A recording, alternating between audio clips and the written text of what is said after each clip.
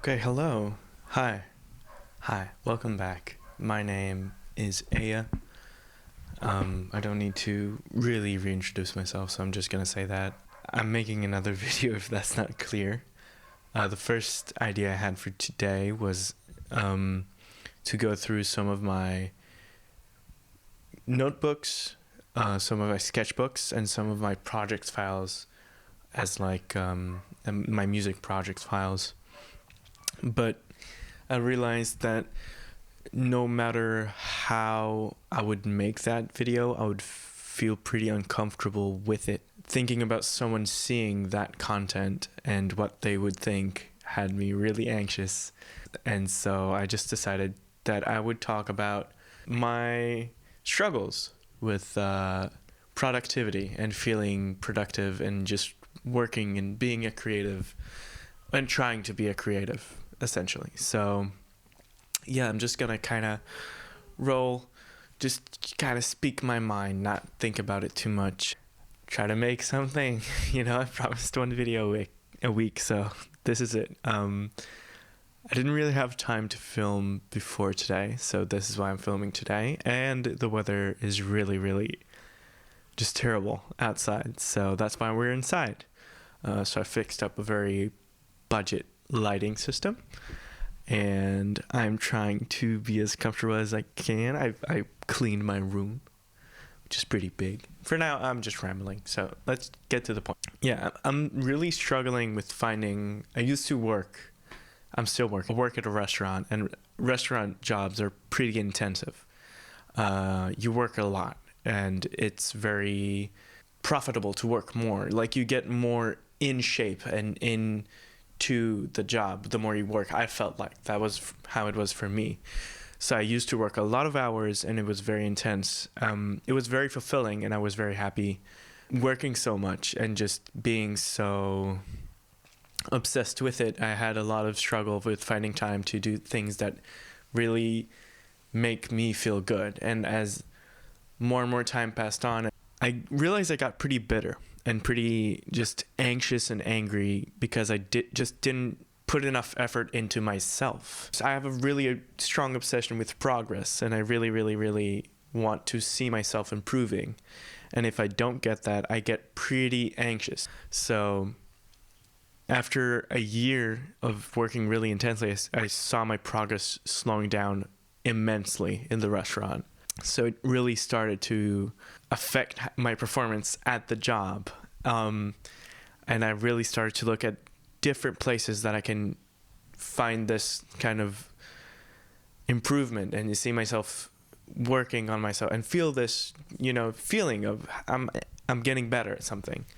So I picked up drawing around that time for multiple reasons. I wanted to really study perspective and understanding lighting better, which I think is really helping me right now with filming these videos. Although I don't think I'm really, I'm not giving myself so much credit. I don't think everything looks as good as I want it to, but I'm doing my best, and I really think that my experience with drawing has really kind of helped me understand what makes photos look nice as well.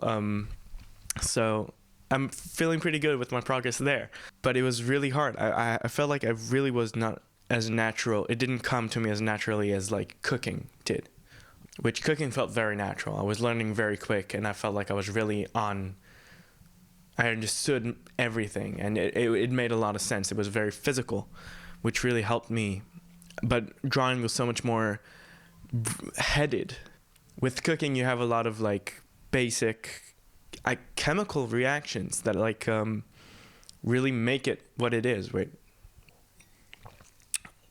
Things like the Maillard reaction, or just understanding how blooming spices, what's the difference in the flavors, things like that really clicked with me because it was so physical. You did something and it was very visual, and you saw how it worked, and you definitely saw the results very clear when something is very tasty or not tasty, and every explanation felt very clear.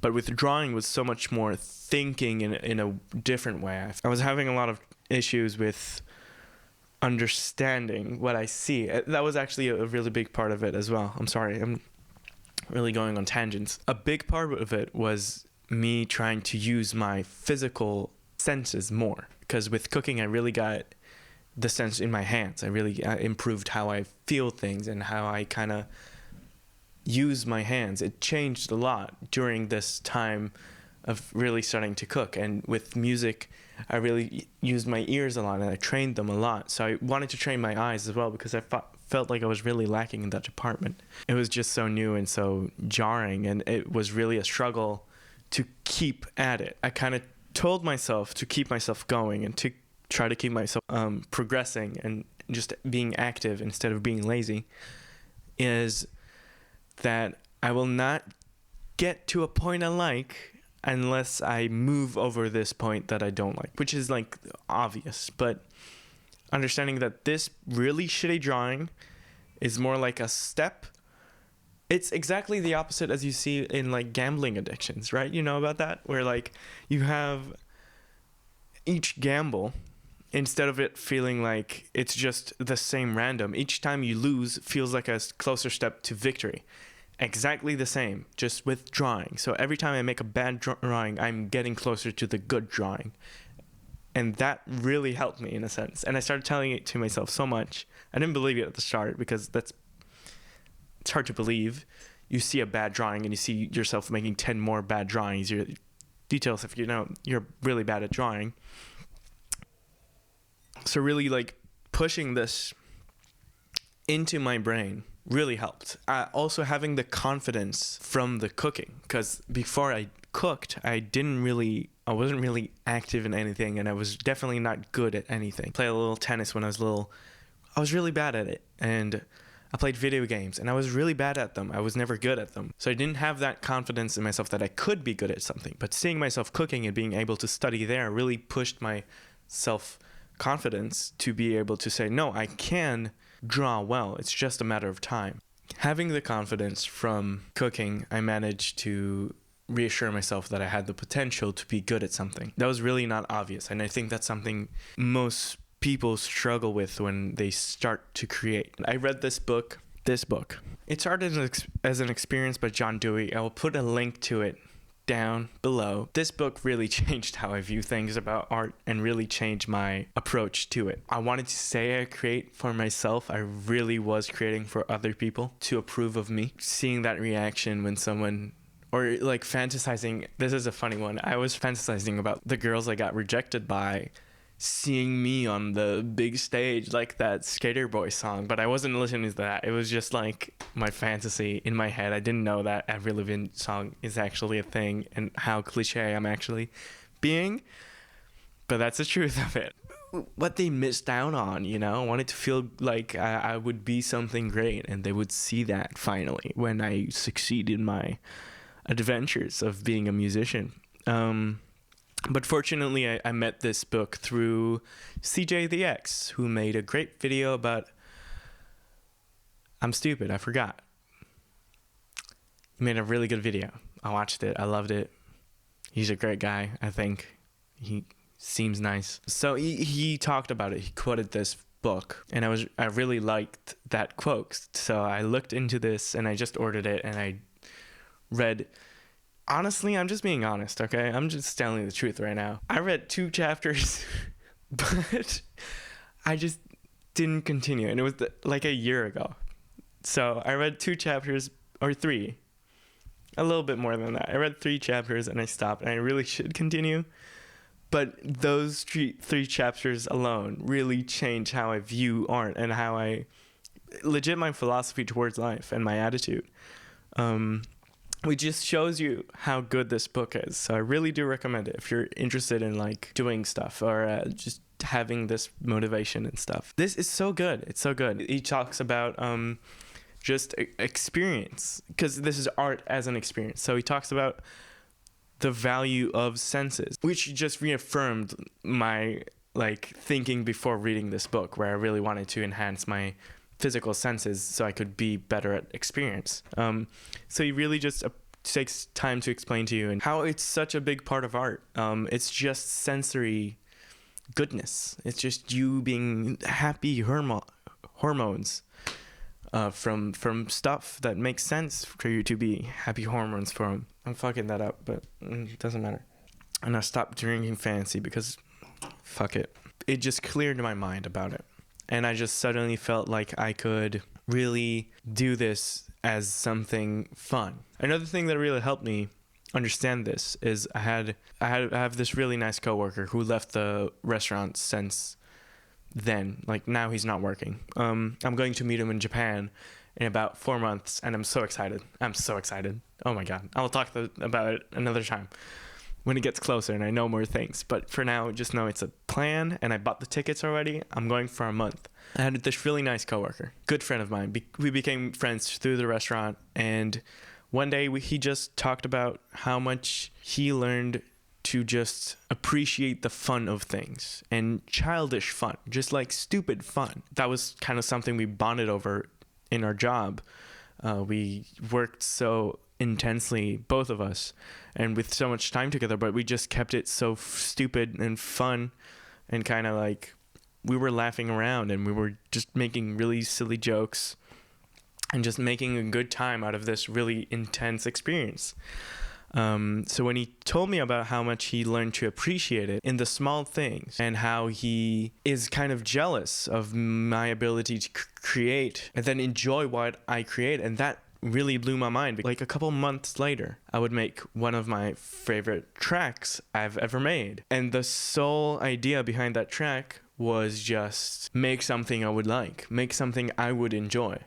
And so every time I had a problem with it, or I was struggling to get an idea down, I would think, what would be something I would want to hear? Like, what is interesting to me? And then, of course, it's going to be one of my favorite tracks I've made, because I've just made myself a little thing that I like. And that was so insane to me. That was the first time I made something I really enjoyed listening to, and I thought was like creative and fun.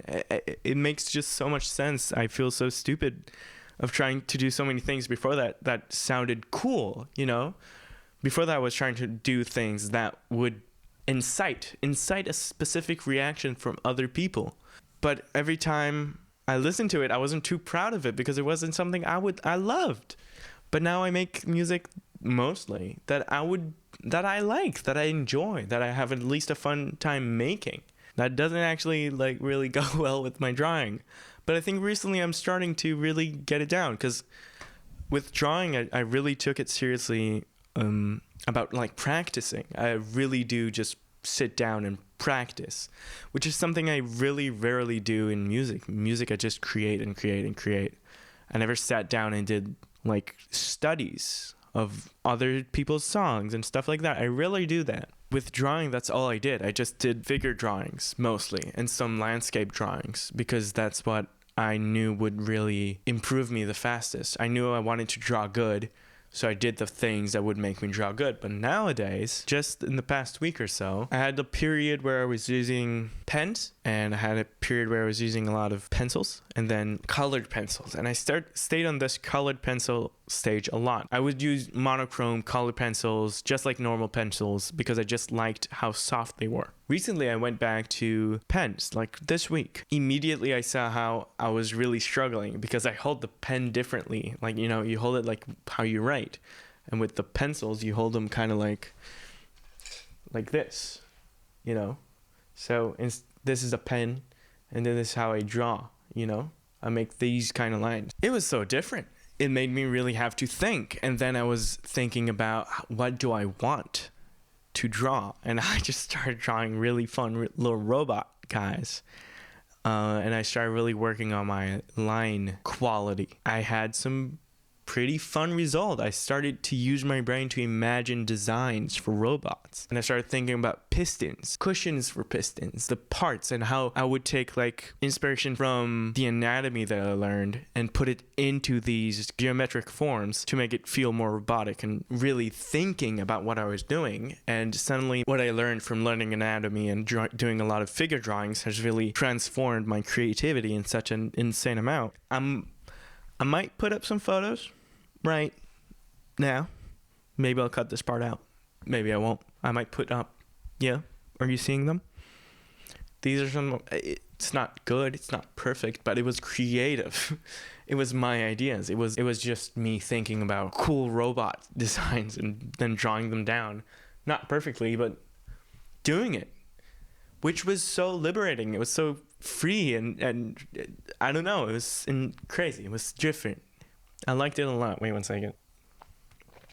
So that was a really good experience. Before that, I just had a really hard time with having, of course, if you're not going to have fun, then you're not going to want to do the thing. And now what I'm struggling with is that I'm studying Japanese. It's not too fun. It's not really fun. For my future, I'm planning to study a lot of different things, and I really want to be able to sit down and study whatever it is. So for now, I'm practicing kind of with making myself sit down and make a video, making myself sit down and study Japanese and drawing. So when I do actually need to study for, I don't know, university, doing a little other things that I need to work on, I will kind of brainstorm with you right now. This is boring. I don't know. This is not a good video, but what I think I should do to help myself study better. Okay? Does that sound exciting in any way? I hope it does, because that's what we are going to do. I'm sorry. Yeah, so it's pretty simple.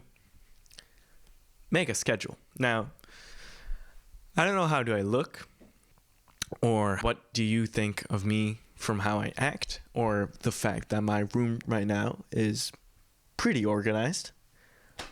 I have a hard time with schedules. I don't have a hard time with getting to places on time.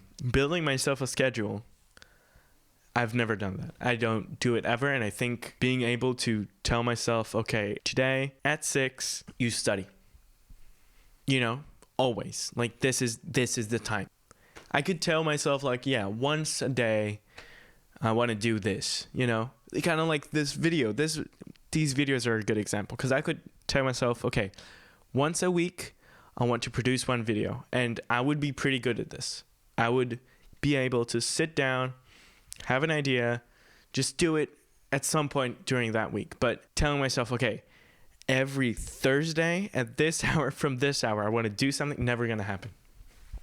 Never going to happen. The problem is I'm really lazy about being organized, to the point of like actually being organized, not to the point of like my room, to the point of like having a set calendar where I sit down, I write everything I need to do. And I've been talking 28 minutes. Let's finish it like this. John Dewey's a genius, and I need to get my shit together with schedules. So I'm just gonna make a couple rules, and I'm gonna update you on how it's going, and hopefully next week we have a bit of a nicer weather and I have a bit more time to really get a better video. You know, this is, yeah. So, bye.